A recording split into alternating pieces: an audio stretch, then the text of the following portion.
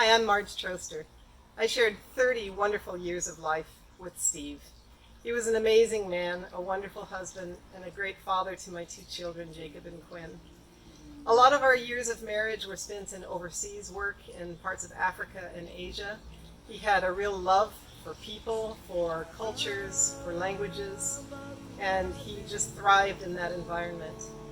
When we were here at the States, which described most of our life together with our kids, he was a very active community member, being on a lot of different boards and making sure that the needs of the people living in the margins of society were met. When people talked with Steve, they described him as being a man that just made them feel like they were the only person around when he talked to them. I'm Quinn Troester, and this is my brother Jacob, and we're Steve's children. As a father, Steve was always very supportive in Quinn and my pursuits, and he was also a very loving and affectionate father. In addition to being a wonderful parent, he was also very active in our local community. Yeah, really brought all of the great traits that he had as a father, and was able to share those with just about anybody we met, and he was an inspiration to us in the way that he interacted with all kinds of people.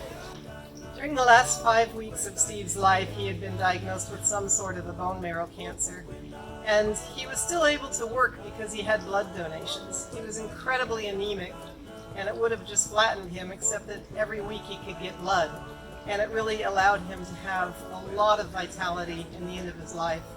People that didn't see him in the ICU in the last 4 days of his life really didn't even know he was sick, and this is the gift of blood.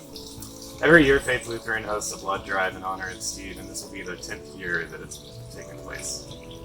The last couple of years have been virtual, so this will be the first time in a few years that it's been here at the church. And you probably know people in your own lives who've benefited from blood.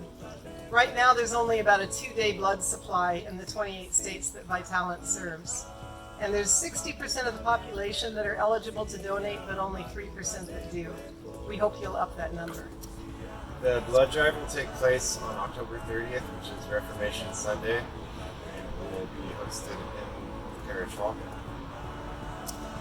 Both Quinn and I, as well as members of the social ministry team, will be right here in the courtyard, and we look forward to seeing you.